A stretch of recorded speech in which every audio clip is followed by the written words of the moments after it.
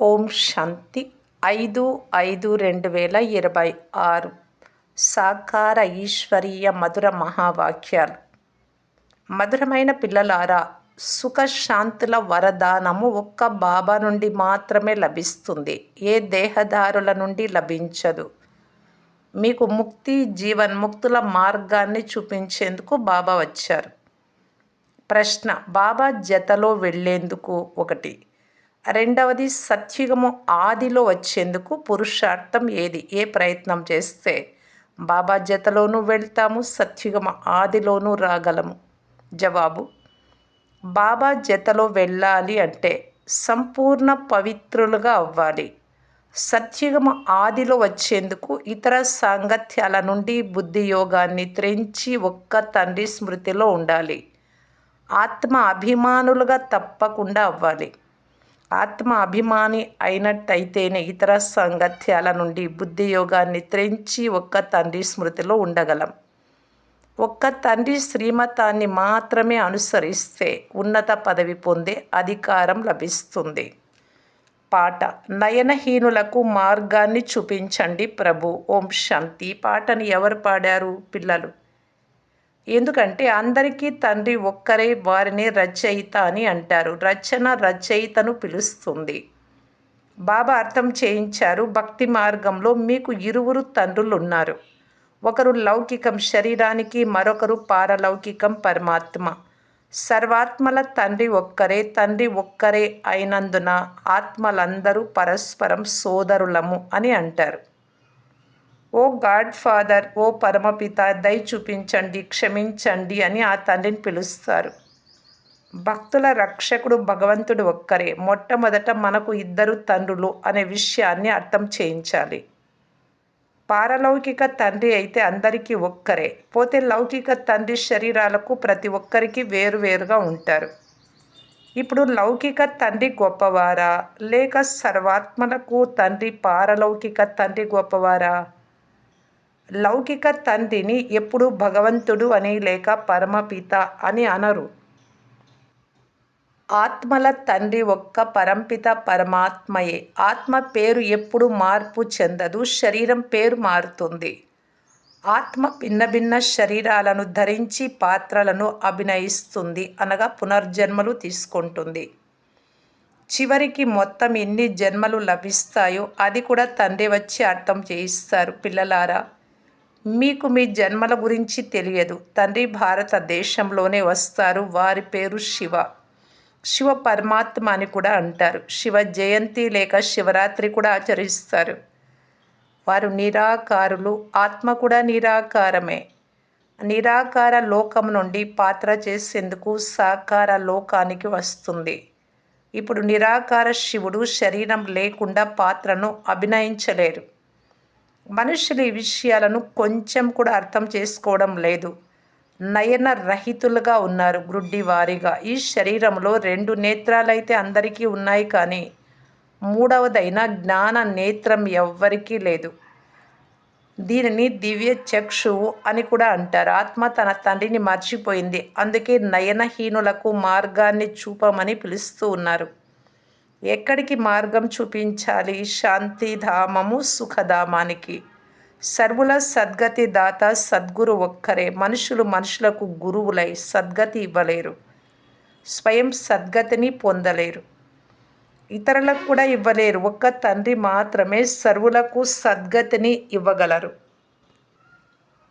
ఆ అలఫ్ అయిన తండ్రిని స్మృతి చెయ్యాలి. తండ్రి చెప్తారు, ఏ మనుష్య మాత్రలు ముక్తి జీవన్ముక్తిని, శాంతి సుఖాలను సదాకాలానికి ఇవ్వలేరు. సుఖశాంతుల వరదానాన్ని ఒక్క తండ్రి మాత్రమే ఇవ్వగలరు. మనుషులు మనుషులకు ఇవ్వలేరు. భారత్ వాసులు సతో ప్రధానంగా ఉన్నప్పుడు సత్యుగ స్వర్గవాసులుగా ఉండేవారు. ఆత్మ పవిత్రంగా ఉండేది. భారతదేశాన్ని స్వర్గము అని అంటారు. అప్పుడు ఆత్మలు పవిత్రంగా సతో ప్రధానంగా ఉండేవి. నేటికి ఖచ్చితంగా 5000 సంవత్సరాల క్రితం భారతదేశం స్వర్గంగా సతో ప్రధానంగా ఉండేది. ఈ లక్ష్మీనారాయణల రాజ్యం ఉండేది అని మీకు తెలుసు. ఇప్పుడిది కలియుగానికి కూడా అంతిమ సమయం. దీనిని నరకమని అంటారు. ఇదే భారతదేశం స్వర్గంగా ఉన్నప్పుడు చాలా ధనవంతంగా ఉండేది. వజ్ర వైడ్యూర్యాల భవనాలుండేవి. తండ్రి పిల్లలకు స్మృతి కలిగిస్తూ ఉన్నారు. సత్యుగం ఆదిలో ఈ లక్ష్మీనారాయణల రాజధాని ఉండేది. దానిని స్వర్గము వైకుంఠము అని అంటారు. ఇప్పుడు స్వర్గం లేనే లేదు. ఇది తండ్రి అర్థం చేయిస్తున్నారు. బాబా భారతదేశంలోనే వస్తారు.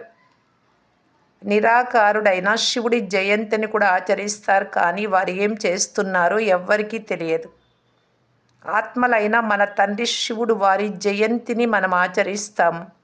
తండ్రి జీవన చరిత్ర కూడా తెలియదు. దుఃఖంలో అందరూ స్మరణ చేస్తారు అని వారి మహిమను కూడా గానం చేస్తారు. ఓ గాడ్ ఫాదర్ దయ చూపించండి, మేము చాలా దుఃఖంలో ఉన్నామని పిలుస్తారు. ఎందుకంటే ఇది రావణ రాజ్యం. ప్రతి సంవత్సరము రావణుడిని తగలబెడతారు కదా. కానీ 10 తలల రావణుడు అంటే ఎవరో ఎవ్వరికీ తెలియదు.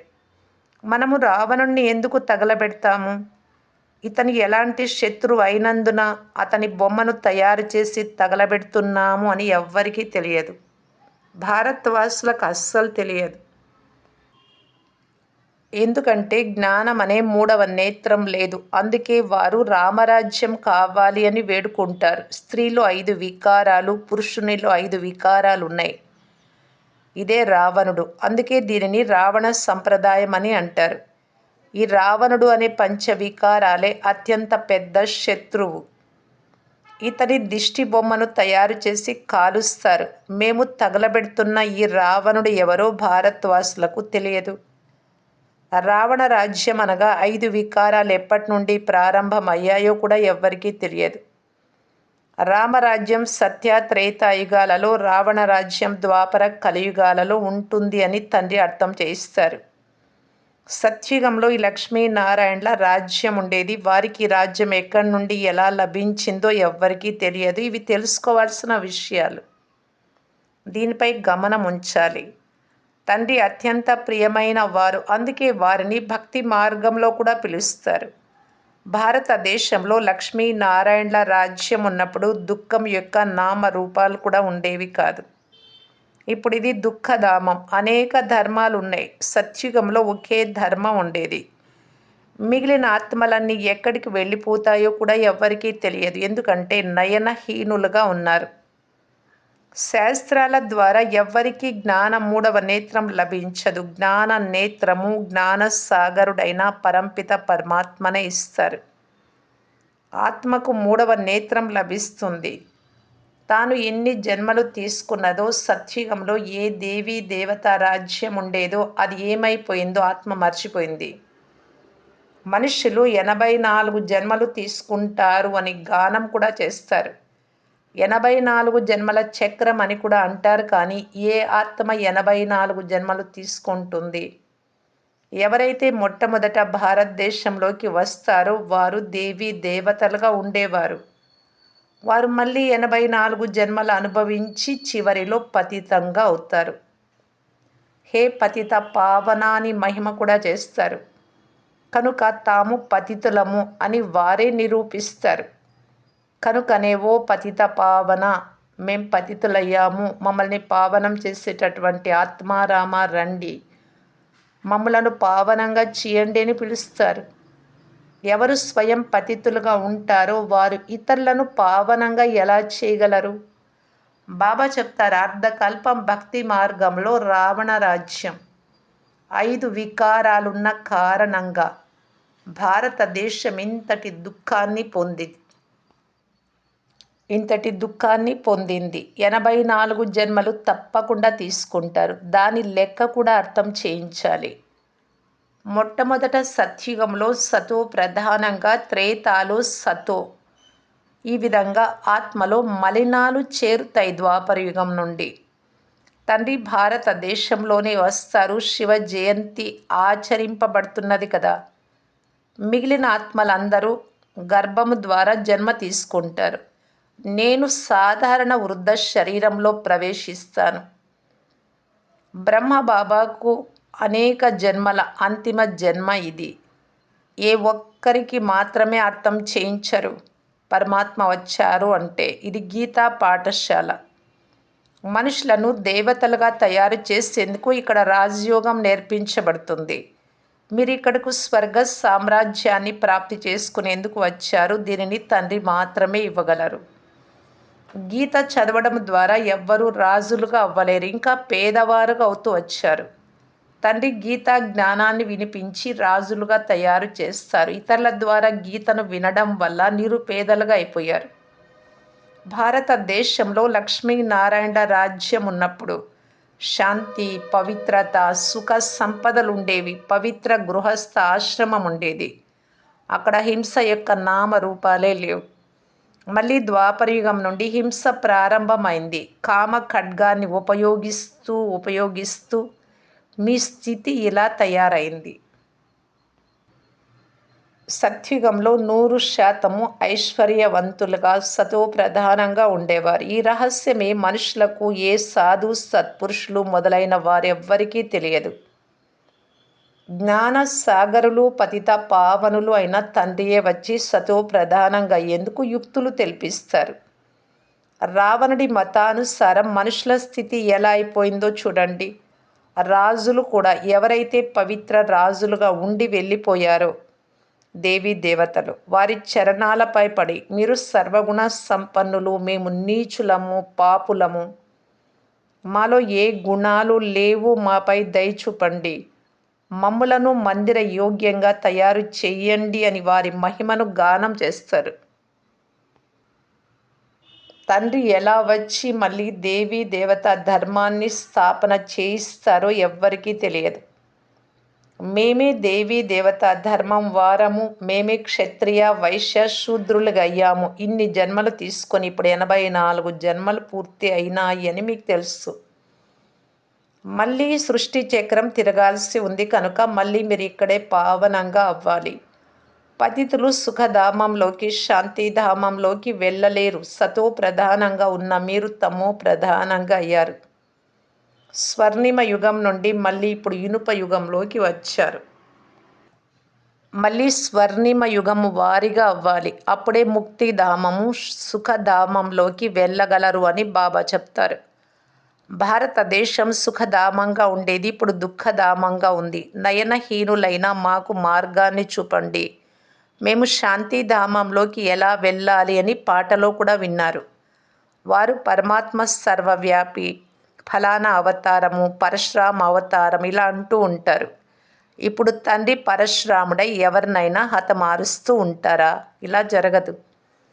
మీరు ఈ చక్రంలో ఎలా 84 జన్మలు తీసుకున్నారో తండ్రి అర్థం చేయిస్తారు. ఇప్పుడు అలఫైనా నన్ను స్మృతి చెయ్యండి. ఓ ఆత్మలారా, ఆత్మ అభిమానులుగా అవ్వండి. దేహ అభిమానులుగా అయ్యి మీరు పూర్తిగా దుఃఖితులుగా, నిరుపేదలుగా, నరకవాసులుగా అయిపోయారు. ఒకవేళ స్వర్గవాసులుగా అవ్వాలి అనుకుంటే తప్పకుండా ఆత్మాభిమానిగా కావాలి. ఆత్మ ఒక శరీరాన్ని వదిలి మరొక శరీరాన్ని తీసుకుంటుంది. ఇప్పుడు 84 జన్మలు పూర్తి అయ్యాయి. మళ్ళీ సత్యుగము ఆదిలోకి వెళ్ళాలి. ఇప్పుడు నన్ను స్మృతి చెయ్యండి. మిగిలిన సాంగత్యాల నుండి బుద్ధి యోగాన్ని తెంచండి. భలే గృహస్థ వ్యవహారంలో ఉండండి, కానీ స్వయాన్ని ఆత్మ అని నిశ్చయం చేసుకోండి. ఆత్మ ఒక శరీరాన్ని వదిలి మరొక శరీరాన్ని తీసుకుంటుంది. ఇప్పుడు ఆత్మ అభిమానులుగా అవ్వాలి. నన్ను స్మృతి చేసినట్లయితే మలినాలన్నీ కాలిపోతాయి. మీరు పవిత్రంగా అవుతారు. నేను మళ్ళీ పిల్లలందరినీ తీసుకెళ్తాను. ఒకవేళ నా మతమును అనుసరించకపోతే ఉన్నత పదవిని పొందలేరు. ఈ లక్ష్మీనారాయణలది ఉన్నతమైన పదవి. వీరి రాజ్యం ఉన్నప్పుడు ఏ ఇతర ధర్మము లేదు. ద్వాపర యుగం నుండి ఇతర ధర్మాలు వస్తాయి. సత్యుగంలో మనుషులు కూడా కొద్ది మందే ఉంటారు. ఇప్పుడు అనేక ధర్మములు ఉన్నందున ఇంత దుఃఖితులుగా అయ్యారు. అదే దేవతా ధర్మం వారు ఇప్పుడు మళ్ళీ పతితులుగా అయినందున స్వయాన్ని దేవతలము అని చెప్పుకోలేరు. హిందువులు అనే పేరు పెట్టుకున్నారు. హిందువు అనే ధర్మం ఏదీ లేదు. తండ్రి చెప్తున్నారు, రావణుడు మిమ్ములను ఇలా తయారు చేసేసాడు. మీరు ఎప్పుడు యోగ్య దేవీ దేవతలుగా ఉండేవారు, అప్పుడు పూర్తి విశ్వంపై మీ రాజ్యం ఉండేది. అందరూ సుఖంగా ఉండేవారు. ఇప్పుడు దుఃఖితులుగా అయ్యారు. భారతదేశం స్వర్గంగా ఉండేది నరకంగా మారిపోయింది. మళ్ళీ నరకాన్ని స్వర్గంగా తండ్రి తప్ప మరెవ్వరూ చేయలేరు. దేవతలను సంపూర్ణ నిర్వికారులని అంటారు. ఇక్కడి మనుషులు సంపూర్ణ వికారులు. వీరిని పతితులని అంటారు. భారతదేశం శివాలయంగా ఉండేది. శివబాబా స్థాపన చేశారు. తండ్రి స్వర్గాన్ని తయారు చేస్తారు. మళ్ళీ రావణుడు నరకంగా చేస్తాడు. రావణుడు శాపాన్ని ఇస్తాడు. తండ్రి 21 జన్మలకు వారసత్వాన్ని ఇస్తారు. ఇప్పుడు మీరు ప్రతి ఒక్కరూ తండ్రినే స్మృతి చెయ్యండి. ఏ దేహధారులను స్మృతి చెయ్యకండి. దేహధారులను భగవంతుడని అనరు. భగవంతుడు ఒక్కరే. బాబా అనంతమైన వారసత్వమును ఇస్తారు. మళ్ళీ రావణుడు శాపం ఇస్తాడు. ఈ సమయంలో భారతదేశం శాపగ్రస్తమై ఉంది. చాలా దుఃఖంలో ఉంది. ఇప్పుడు ఈ రావణుడిపై విజయం పొందాలి. దానమిస్తే గ్రహణం వదులుతుంది అని మహిమ కూడా చేయబడింది. ఆ గ్రహణం సూర్య చంద్ర గ్రహాలకు ఏవైతే వస్తూ ఉంటాయో అవి భూమి వలన ఏర్పడిన నీడ. ఇప్పుడు తండ్రి చెప్తారు, మీపై పంచవికారాల రూపీ రావణుడి గ్రహణం ఉంది. ఈ 5 వికారాలను దానంగా ఇచ్చేయాలి. మేమెప్పుడు వికారాలలోకి వెళ్ళమని మొదటి దానం ఇవ్వండి. ఈ కామ ఖడ్గమే మనుషులను పతితులుగా చేస్తుంది. మంచిది. మధురాతి మధురమైన అపురూపమైన పిల్లలకు మాతాపిత బాప్దాదాల ప్రియ స్మృతులు మరియు గుడ్ మార్నింగ్. ఆత్మిక పిల్లలకు ఆత్మిక తండ్రి నమస్తే. ధారణ కొరకు ముఖ్య సారము. ఫస్ట్ పాయింట్, తండ్రి తెలిపించే జ్ఞానంపై పూర్తి గమనముంచి చదవాలి. జ్ఞానం 3వ నేత్రము ద్వారా మీ 84 జన్మలను తెలుసుకొని ఇప్పుడు ఈ అంతిమ జన్మలో పావనంగా అవ్వాలి. సెకండ్ పాయింట్, రావణుడి శాపము నుండి సురక్షితంగా ఉండేందుకు ఒక్క తండ్రి స్మృతిలోనే ఉండాలి. 5 వికారాలను దానం ఇవ్వాలి. ఒక్క తండ్రి మతమునే అనుసరించాలి. వరదానము, కిరీటము మరియు తిలకాన్ని ధరించి బాప్దాదాకు సహాయకారిగా హృదయ సింహాసనాధికారి భవ. ఎవరైనా సింహాసనంపై కూర్చుంటే వారికి తిలకము మరియు కిరీటము గుర్తుగా ఉంటాయి.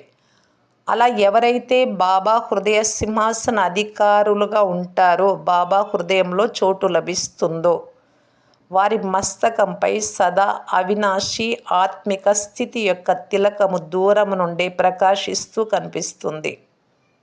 సర్వాత్మలకు కళ్యాణం జరగాలి అనే శుభ భావన వారి కళ్ళ ద్వారా లేక ముఖము ద్వారా కనిపిస్తుంది.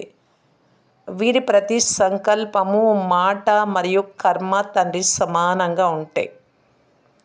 స్లోగన్, సరళమైన స్మృతి కొరకు ఈజీగా ఉండాలి స్మృతి. దాని కొరకు సరళత గుణాన్ని ధారణ చేయండి. సంస్కారాలను సరళంగా చేసుకోండి. అవ్యక్త సూచన, సదా అచల్ అడోల్ ఏకర స్థితిని అనుభవం చేసుకోవటానికి బాప్దాదా తెలియజేస్తున్నారు. ఎవరికైతే డ్రామా జ్ఞానం యొక్క శక్తి ప్రాక్టికల్ జీవితంలో ధారణ అయి ఉంటుందో వారు ఎప్పుడూ ఆందోళన పడరు. సదా ఏకరసంగా అచల్ అడోల్గా తయారు చేయించే విశేషమైన శక్తి ఈ డ్రామా పాయింట్. దీనిని శక్తి రూపంలో ధారణ చేయువారు ఎప్పుడు ఓడిపోరు. ఈ కళ్యాణకారి డ్రామాలో ప్రతి దృశ్యంలో ఏదో ఒక కళ్యాణం, ఏదో ఒక మంచి ఇమిడి ఉంది. ధైర్యవంతులుగా ఈ సాక్షిగా ఉండి చూసే అభ్యాసం చేస్తే అచల్ అడోల్గా ఉంటారు. ఓం శాంతి.